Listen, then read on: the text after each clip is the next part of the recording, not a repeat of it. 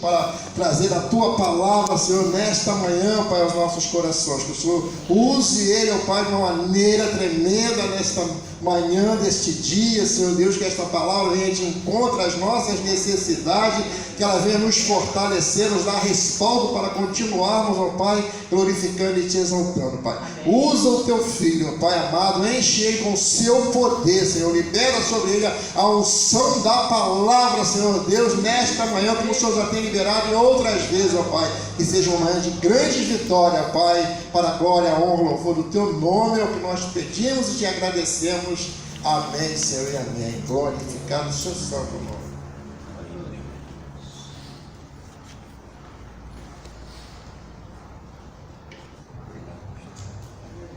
Saúde a amada igreja com a santa e gloriosa paz do Senhor. Amém. Amém. Vamos abrir nossas Bíblias no livro de Mateus, capítulo 8. Só peço perdão aí para os irmãos que eu estou com a voz assim, desde a última sexta-feira. E ontem, domingo para segunda-feira, eu acordei passando muito mal. Aí ontem de manhã fui no hospital, fui diagnosticado com pneumonia. Aí o médico queria me deixar lá, não, fica aí porque você só tem um rim, ficar internado. Falei, doutor, faz o seguinte, passa a medicação aí, se precisar eu venho aqui todo dia, mas eu não vou ficar internado não. Aí olha onde que eu estou. Aí hoje 3 horas da manhã eu acordei, não foi passando mal, foi com vontade de ler a palavra, de estudar a palavra. Aí fiquei lá, liguei a televisão, tinha uma mensagem abençoada, fiquei até as 5 da manhã. Depois fui orar, fui ler o hospital. O melhor hospital é esse aqui. Aí chego aqui com esse presente, dá para trazer a mensagem. Então eu tinha que estar onde? Eu tinha que estar na casa do Senhor. E aí Deus me deu essa palavra aqui, que se encontra no livro de Mateus 8, a partir do verso 23. Uma mensagem muito conhecida, mas às vezes a gente acaba se esquecendo e se perguntando por que estamos passando por isso. Mateus 8, verso 23 diz assim: e entrando ele no barco, seus discípulos o seguiram. E eis que no mar se levantou uma tempestade, tão grande que o barco era coberto, repita, coberto, pelas ondas. Ele, porém, estava dormindo. E os seus discípulos, aproximando-se, o despertaram, dizendo: Senhor, salva-nos, que perecemos. E ele disse-lhes: por que temeis, homens de pouca fé? Então, levantando-se, repreendeu os ventos e o mar, e seguiu-se uma grande bonança. E aqueles homens se maravilharam, dizendo: que homem é este que até os ventos e o mar lhe obedece? Pode sentar, irmão. Diz para o irmão assim que está do seu lado, assim com convicção: sabia que o lugar mais seguro para você estar? Fala assim. Fala assim, irmão, sabia que na tempestade o lugar mais seguro para estar é dentro do barco? Amém? Poder sentar em nome de Jesus. Não pense em fugir do barco não, sair do barco não, irmão. E eu estou falando aqui numa igreja que só tem especialista, né?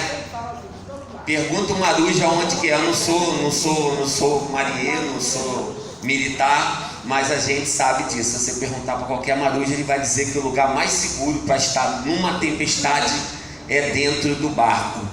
Aqueles que se desesperam, se jogam para fora, são engolidos pela onda. Amém? Então, por mais que esteja a tempestade, o lugar mais seguro para estar é dentro do barco. Porque quem é que está dentro do barco, irmão? Jesus de Nazaré, aquele que tudo pode. Então, irmão, nós vamos dividir aqui essa mensagem em algumas partes. A primeira é o seguinte, foi até que eu fiz a introdução, porque por mais que a gente conheça a Bíblia, por mais que a gente esteja na presença do Senhor, vem sempre uma tempestade, uma menor, outra maior, uma mais ou menos, a gente está sempre no meio da tempestade. Eu não podia estar em casa me lamentando: caramba, Senhor, saí de uma septicemia agora, tem 3 meses, já estou eu com pneumonia de novo. Irmão, eu prefiro olhar pelo outro lado. Porque quando você incomoda o inferno, vai haver levante. Tempestade vai vir, você vai dizer: pode vir, capeta, que Deus é maior, eu vou continuar, não adianta. Oh, aleluia, não adianta que eu vou continuar, porque aquele que está em mim é maior do que está no mundo. Mas aí cabe a gente pensar, como reconhecer uma tempestade? Porque uma tempestade, irmãos, se a gente não reconhece, a gente vai se perder, porque a gente vai ficar no mar de lamentações, ou a gente vai querer partir para cima da tempestade de qualquer jeito, é onde vai querer pular do barco. Então a gente precisa reconhecer uma tempestade. Então o texto diz o seguinte, que o barco ele era açoitado. Imagine o barco, aquelas ondas, então as ondas estão açoitando o barco. Isso quer dizer que quando a gente está numa tempestade, a primeira coisa que a gente sente é o quê? A tempestade dói. A tempestade dói. Então está doendo, dói aonde? Dói no físico e dói principalmente na alma. Às vezes aquele que está te açoitando é aquele que está mais próximo. É aquele que está mais próximo muitas das vezes, que está te afrontando. Então dói, sabe por quê? Porque sermos revestidos com Jesus, termos a essência de Jesus, muitas das vezes temos que aceitar calado naquele primeiro momento. Porque o que diz lá em Provérbios? Uma palavra branda acalma o furor, uma palavra dura suscita a ira. Foi minha última mensagem aqui, né? Que buscar o reino de Deus e a sua justiça. E às vezes a gente também fica muito quietinho e não faz justiça. Mas fazer justiça não significa partir para o ataque naquele primeiro momento. Então a gente precisa reconhecer que a gente está numa tempestade. Então o primeiro item, está doendo. Segundo item, é uma força contrária. Uma tempestade é um vento. A gente, quem estava aqui domingo 6h30, que começou na hora do batismo, começou a vir a chuva de frente, que molhou todo o vidro ali. Uma chuva suave. Imagina uma tempestade em alto mar. Então, quanto maior o vento, maior a tempestade. Então, o vento significa uma força contrária. Não adianta você querer romper aquele vento ali, não adianta. É o que dizem por aí, você está remando contra a maré. Você está insistindo, querendo, não adianta. Porque a tempestade, ela vai vir. Não foi isso que Jesus disse para a gente? Esse Jesus é tão maravilhoso que ele não nos enganou em nada. No mundo, mas tende. A irmã Sônia, acho que foi a irmã Sônia que orou aqui, nos dê ânimo, né? Uma das irmãs, nos dê ânimo. Porque o inimigo, ele quer realmente. A tempestade vem muitas das vezes porque Deus manda, nós vamos ver isso aqui daqui a pouco, ou porque Deus permite. Então quando Deus manda, o inimigo ele vai aproveitar, vai pegar carona para querer aumentar essa tempestade. Então, irmãos, com outras palavras, na tempestade, eu vou fazer uma comparação a uma areia movediça. Quem sabe o que é uma areia movediça? Quanto mais você se mexe, o que acontece? Afunda. Então, numa areia movediça, você tem que ficar quietinho para esperar o socorro. Você ficar debatendo, você vai afundar. O próprio mar, né? Se você estiver se debatendo, afogando, então é mais fácil você ficar boiando, esperando, e clamando, e esperando. Mas se você não reconhece que já tem uma tempestade, você vai gastar energia, a dor vai aumentar e você não vai vencer aquela força contrária, porque é mais forte que você. O texto diz também que as ondas cobriam o barco. O que a gente entende? Que uma tempestade está acima do nosso alcance, independe da gente. Você querendo ou não querendo, ela vai acontecer. A gente pode discutir se Deus que está mandando ou se Deus que está permitindo. Como eu passei no CTI há 3 meses atrás, e foi Deus que mandou para me alertar em algumas situações. Por isso que ontem eu já tinha uma situação, uma atitude diferente. Eu falei, não, senhor, não preciso ficar aqui, deixa eu ir para casa, eu vou continuar te buscando em casa. E o sintoma já começou a acontecer na sexta-feira. Sexta-feira a gente tinha marcado, a gente recebeu um grupo de pessoas para a gente fazer uma oração.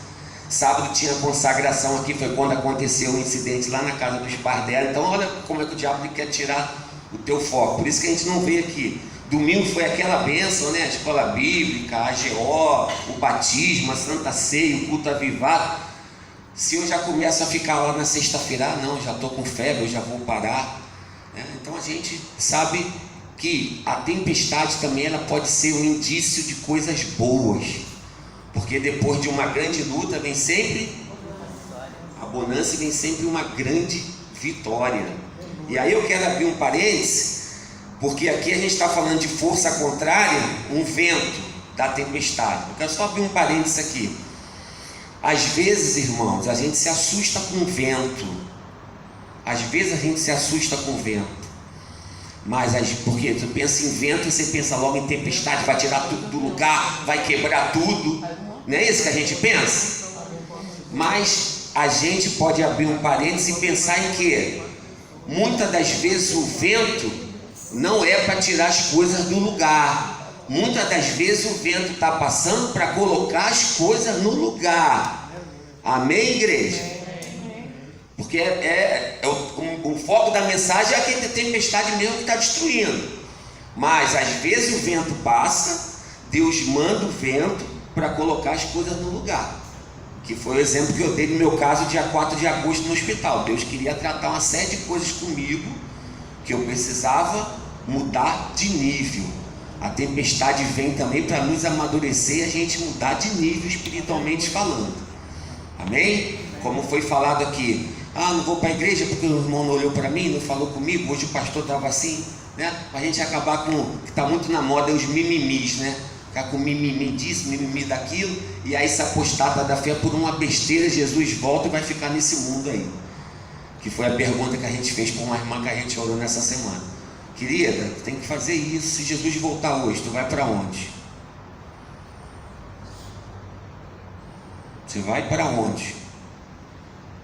Você reconhece Ele como seu único e suficiente Salvador, mas você está numa relação ilícita. Se Jesus volta hoje, aonde você fica? Então às vezes a gente tem que usar uma palavra mais forte para poder despertar a pessoa. E conhecereis a verdade, mas vamos lá. Então, Lodói, força contrária, está acima do nosso alcance. Então a tempestade, quando vem, ela vai acontecer, né? Tem que editar, aceita que dói menos, né? Aceitar e orar que ela vai passar. E, irmãos, não tem jeito, somos carnes. Por mais espirituais que sejamos, uma dor forte, uma força contrária que independe da tua vontade, ela vai gerar um desequilíbrio na sua mente, que é a alma, e no seu corpo físico. Ela vai gerar esse desequilíbrio físico. Pode ser, como eu estou hoje, um problema na respiração, uma pneumonia, um problema renal. Na alma pode ser uma depressão, pode ser uma amargura, pode ser um estado constante de tristeza. Gera esse desequilíbrio. Por quê? Porque a tempestade está acontecendo. Amém? A outra pergunta: por que Deus permite a tempestade? Então nós já sabemos reconhecer uma tempestade. Por que Deus permite uma tempestade? Irmãos, eu até postei isso no outro dia lá no Facebook. Achei que o pessoal, que eu uso o Facebook para poder evangelizar, e eu pensei que o pessoal não fosse nem curtir, pastor Jorge, até que o pessoal recebeu, que eu estava justamente nisso aqui. Hoje em dia, os pregadores do triunfalismo, né? Venha para Jesus que você vai ficar milionário, venha para Jesus que você vai ter carro do ano, venha para Jesus que você vai ter uma casa em frente à praia. Ou seja, Deus permite a tempestade para mostrar que não é essa facilidade. E lá no texto, vou compartilhar com os irmãos aqui, porque eu já compartilhei na rede social, está até em cima do nosso livro. No texto eu até digo, não se escandaliza comigo não, irmão, eu até digo que eu cansei de ser crente, porque crente todo mundo é, que eu sou servo. Uma pessoa que a gente estava orando no outro dia, olha a vergonha, ela trabalha numa instituição com pagamento atrasado, aí os outros estavam dizendo, chegava até ela: você não é crente? Os donos da empresa também são crentes, como é que deixa a gente 4 meses sem salário atrasado? 4 meses com salário atrasado. Aí ela falou: não, querido, eu não sou crente não, eu sou servo. Eles são crentes e eu sou servo. Amém, meu amor? Porque até o diabo é crente. Hoje o que tem de crente no Flamengo, no Corinthians, na Beija-Flor, no crente, é crente. Aí eu vou me reportar o texto de Gálatas 1:10, quando o apóstolo Paulo diz: sou eu persuadido por Deus ou por homens? Se sou persuadido por homens, logo não sou servo de Cristo. Olha o termo que ele usa: logo não sou crente, não, logo não sou servo de Cristo. Então cadê os servos do Senhor nessa manhã aqui? Cadê? Glória a Deus. O servo vai passar pelo que Deus quiser que você passe. Tu vai passar pela prova dando glória a Deus. Meu remédio maior está aqui, ó. Está aqui na presença do Senhor com os meus irmãos. A garganta está ressecando um pouquinho por causa do antibiótico. Vamos lá. Então, Deus permite a tempestade para poder mostrar que esse pregador da facilidade aí não está com nada. Porque encher a igreja contando mentira para um povo que está carente é fácil. Eu quero ver encher igreja pregando a verdade. Porque Jesus disse que no mundo tereis aflições. O próprio apóstolo Paulo, cheio de bagagem, ele disse o seguinte, segundo Coríntios: em tudo somos atribulados, mas não angustiados, perplexos, mas não desanimados, perseguidos, mas não desamparados, abatidos, mas não destruídos. Aí eu vou lá no Salmo 42, verso 5, que diz: por que estás abatido, ó minha alma? E por que tu te perturbas em mim? Espera em Deus, pois ainda o louvarei na salvação da sua presença. Aí no verso 11 ele vai dizer de novo: por que estás abatido, ó minha alma? E por que te perturbas dentro de mim? Espera em Deus, pois ainda o louvarei. Ele é a salvação da minha face e o meu Deus. Amém? E não podemos também descartarmos, porque Deus permite a tempestade para mostrar quem somos. Ou seja, não somos nada. Quantos casos nós conhecemos que a pessoa se aproximou da igreja, se aproximou de Cristo, orou, jejuou, pelejou e conseguiu aquela bênção, e depois consegui com a força do meu braço. Dá um exemplo simples: vinha para a igreja, porque queria um carro para fazer a obra, aquela coisa, blá, blá, blá. Deus foi e deu um carro, e ele usa o carro para tudo, menos para a obra do Senhor. Alguém conhece algum assim? Eu conheço alguns, principalmente lá no Rio de Janeiro. Me lembra muito, eu vou falar agora, vou abrir outro parênteses. Me lembra muito, irmãos, meus alunos. Já estou há 21 anos dando aula no ensino superior. E aí eu quero abrir outro parênteses. Esse terrorismo de instituição pública, de resistência, só acontece em instituição. Eu estou contando para ali porque está gravando, depois eu vou botar no Facebook. Esse negócio de resistência, que agora, quanto o novo presidente, só acontece em instituição pública, porque eles sabem que eles vão ter que trabalhar mais. Eu trabalho em instituição privada, não tem essa palhaçada não, porque a gente sabe que tem que trabalhar para conseguir o nosso dinheiro. Isso aí, irmão, vou abrir um parênteses, toda regra tem exceção, pelo amor de Deus. Até para quem está lá, quer fazer o certo, não consegue, porque eles não deixam. Eu sei porque eu já fui secretário de saúde, é uma luta para você fazer o certo, até ameaçar de morte você é. Então esse negócio de resistência é coisa de instituição pública. A privada não tem isso não. Sabe por quê, irmão? Porque se eu faltar eu sou descontado e acabou a história. O problema é que eles fazem um concurso para trabalhar 40 horas, trabalha 5 e agora não quer trabalhar 20. Esse é o problema, o negócio de resistência. Por isso que está esse tumulto aí.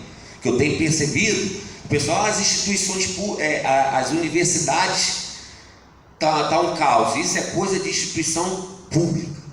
Porque eles querem continuar instaurando caos para dizer que não quer mudança. Então isso me lembra o aluno, que o aluno é assim, irmãos, vê se não é. Quando ele tira 8, 9, 10, eu tirei 8, eu tirei 9, eu tirei 10. Abaixo de 7, o professor me deu 12, o professor me deu 13, o professor me deu 4, o professor me deu 5. Então é mais ou menos por aí, né? Então vamos lá. Então, para mostrarmos quem somos, porque muitas das vezes Deus mostra o seguinte: eu te dei a bênção e você está se vangloriando, dizendo que foi pela força do teu braço. Então vem a tempestade para dizer que é pela força do teu joelho, do meu joelho dobrado e clamando. É um erro achar que só rico fica soberbo. É um erro achar. Pelo contrário, quando a gente observa, normalmente quem tem menos, Deus dá um pouquinho, aquilo fica com uma marra monstra. Desculpa o termo vulgar, mas é verdade. E por que Deus permite a tempestade? Para não nos desviarmos da presença dele. Temos vários exemplos aqui, eu não vou nem falar, que hoje aqui, amanhã foi todo mundo falando, né? Das tragédias que estão acontecendo, mas falando também daquele que é onipotente, onisciente, onipresente, que nós estamos no esconderijo do Altíssimo. 1000 cairão ao teu lado, 10.000 à tua direita, mas tu não serás atingido. O salário do pecado é? Então, tempestade vai vir também. Quem não está na sombra do onipotente, mano, eu já entrei naquele hospital ontem clamando. Aqueles que habitam no esconderijo do Altíssimo, a sombra do Onipotente descansará. Direito, Senhor, havia nebulização. Continuei, minha esposa viu na nebulização. Que coisa está passando? Não. Viu, cara, ao teu lado, viu a tua direita. E eu não vou ficar aqui não, Senhor. Aí até achei estranho, o cara botou a medicação, já tirou. Falei, opa, estou no caminho certo. Aí mudou o médico. Não, vai ficar aqui. Mas não vou ficar aqui não. Eu venho aqui todo dia, mas hoje não vou ficar aqui não. Sabe o que acontece também? O hospital está vazio, eles querem internar todo mundo. Viu que estava vazio o hospital? Então vamos lá, para não nos desviarmos. E eu vou finalizar.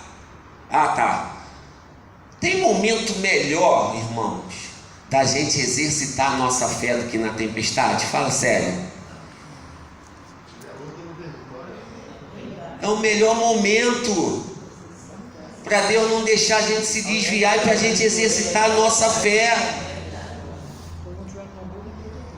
Eu tenho certeza que a gente tem pelo menos uns 3 motivos para estarmos hoje aqui na casa do Senhor. E a coisa mais bonita, né, eu sempre quando me dá a oportunidade eu falo isso, quando a gente vai fazer um estudo sobre o jejum e a oração, a gente vai ver que o maior objetivo do jejum é um pesar que a gente faz pelo mundo. E muitas das vezes a gente faz um jejum primeiro pela nossa vida, primeiro pelas nossas causas. A gente tem que fazer um jejum por lamentação desses que estão caindo aí, desses 10.000 que estão caindo ao nosso lado, os 1.000 que estão caindo do outro lado. Então, primeiro, a gente vem pelo amor e temor que a gente tem a Deus. Segundo, pelo mundo que jaz no maligno. E terceiro, pelas nossas petições. Então, quando a gente está aqui intercedendo, é por conta disso, né? A gente está aqui intercedendo, é o ID que a gente está fazendo. Então, o melhor momento na tempestade. Então, se a gente tem o chamado, a gente intercede, a gente pode até não estar na tempestade, mas a gente está intercedendo na tempestade do irmão, sim ou não? Sim. A gente está sempre intercedendo, tem sempre tempestade. E por isso que a gente sabe que está incomodando o inferno. Olha o que o rei Davi diz no Salmo 40. Tirou-me de um lago horrível, de um charco de lodo, pôs os meus pés sobre uma rocha, firmou os meus passos. Glória a Deus. Então a tempestade vem para firmar os nossos passos, para a gente estar firme na rocha, porque não tem tempestade que vai destruir aquele que está na rocha. Ele ainda diz mais no verso 17 do Salmo 40: mas eu sou pobre e necessitado, contudo o Senhor cuida de mim. Oh, glória. Tu és o meu auxílio e o meu libertador. Não te detenhas, ó meu Deus. Olha que coisa linda, olha que sinônimo de humildade. Então, quando a gente reconhece uma tempestade, a gente sabe o que está acontecendo, tudo está debaixo da permissão do Senhor. A gente tem que parar com aquela ideia também, que às vezes a gente se pega pensando: pô, aquele irmão só está na prova, aquele irmão só está na tempestade, deve estar cheio de pecado. Isso é uma coisa que eu escuto e eu não consigo concordar com isso. Pô, você está todo dia na casa do Senhor, está na tempestade, e você está intercedendo pelo que você está na guerra. Não quer ter luta, não sai de casa. Mesmo assim vai acontecer o que aconteceu com o meu sogro lá. O carro bateu, ainda bem que foi um carro, porque às vezes é um helicóptero, um avião, não tem nem para onde fugir, ia pegar ele dentro do banheiro. Não é verdade? Hoje a gente não escuta helicóptero, avião caindo na casa dos outros. Ainda bem que foi teto, tá rindo? Porque fala isso para ele que eu esqueci de falar. Senhor vigia, que da próxima vez pode ser um helicóptero para pegar o senhor lá dentro do banheiro. Deus é tão maravilhoso que deu uma dor de barriga nele e ele correu para dentro do banheiro. Senão ele ia estar ali no portão. A gente tem que encarar tudo, em tudo da graça, irmão. E por último, então olha só, reconhecemos uma tempestade, entendemos por que Deus permite a tempestade, e agora como vencermos a tempestade? Essa é a conclusão. Como vencermos a tempestade? Fora do barco? Então, entrando no barco, ou seja, encarando essa tempestade de frente, não com uma força contrária. Às vezes é você deixar ela te levar um pouquinho, você vai ficar ali quietinho, você está encarando, você está dentro do barco, o barco está balançando. Tendo coragem, que foi a irmã Sônia também que falou, o Senhor nos dá coragem. Gente, o diabo, Satanás, ele só trabalha com a mentira. O que é que você, ou melhor, o que é que você está dando trela para esse mundo? Em que mentira você está acreditando nele? Ele só conta mentira, irmão. Você não vai conseguir, você não é de nada, teu Deus não é de nada. Por que está batido a minha alma? Em que mentira nós estamos acreditando desse capeta nojento chamado Satanás? Porque ele é um mentiroso. Por que está escrito lá? Conhecereis a verdade e a verdade vos libertará. Porque ele só planta mentira, irmão. Ele só planta mentira. Inclusive é o slogan do novo presidente, João 8,32, não é isso, pastor João? Conhecereis a verdade e a verdade vos libertará. Então essa resistência aí que estão fazendo é que eles querem continuar com a mentira. Mas eu repreendo em nome de Jesus que a mentira vai ser jogada por terra. Eu vi no outro dia uma ilustração. Irmãos, o que acontece quando a gente entra no cômodo escuro e acende a luz? O que você vê de vez em quando? Saindo pelos cantinhos? Barata. Um cômodo que está abandonado, você acendeu a luz, o que vai acontecer com a barata? Ela vai tentar procurar as trevas de novo. Assim é Satanás. Ele quer trazer a gente para as trevas, para a mentira. Quanto mais ele semear mentira e mais a gente acreditar nessa mentira, mais nas trevas a gente vai continuar. Mas a palavra do Senhor é a luz, ó. Você acendeu, ele vai ter que bater em retirada. Ele vai ter que bater em retirada. Eu posso fazer uma outra ilustração. Alguém aqui porventura já foi atacado por um cachorro vira-lata no meio da rua? Que você passou e ele começou a latir e tal. Se você corre, meu irmão, ele vai te dar o bote. Já experimenta parar e bate o pé. Ele vai botar o rabinho entre as pernas e vai, ó.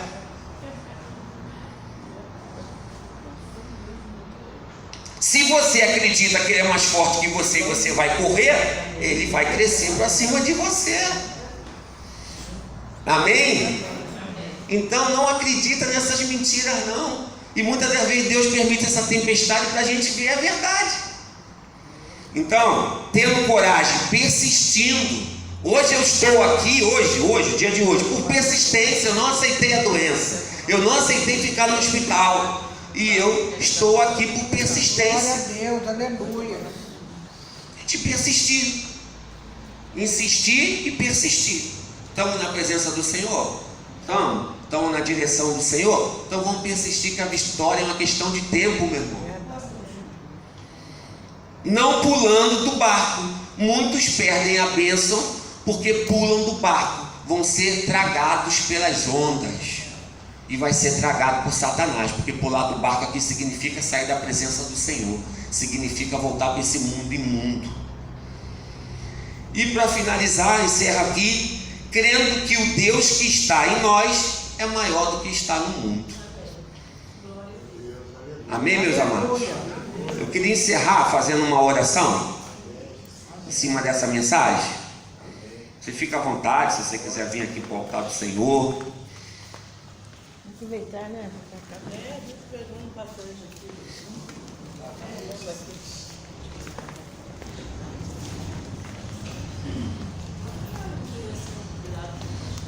Tá todo mundo pra frente.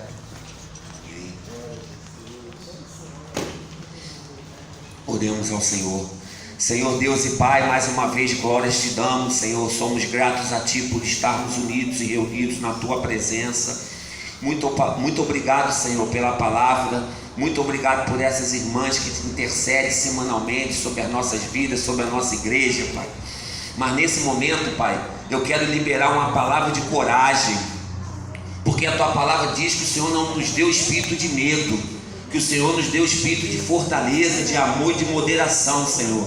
Então, enche os nossos corações, enche o coração dos meus irmãos com Teu espírito de ousadia, de intrepidez, Pai. Dá discernimento de espírito para sabermos a hora de avançar, a hora de recuarmos, a hora de falarmos, a hora de calarmos, Senhor. Nos dá um discernimento do espírito, porque a Tua palavra é viva e eficaz, Senhor. Então precisamos saber o momento certo, precisamos ser moderados. Então, Senhor, nos reveste com as Tuas armaduras espirituais, nos reveste com o Teu Espírito Santo, Pai, para podermos continuarmos avançando, porque o Senhor não nos fez para ficarmos acuados. O Senhor não é um Deus injusto, muito pelo contrário, o Senhor é um Deus de justiça. O Senhor nos colocou nesse mundo e nos deu os armamentos corretos para lutarmos e pelejarmos e destronarmos o inferno, Senhor. Então nos dá discernimento e tomarmos posse dessas armaduras, Senhor, em nome de Jesus. Então toma todos os meus irmãos aqui. Eu não conheço as petições deles, mas o Senhor conhece, Pai. Toma as minhas também. Fortalece o nosso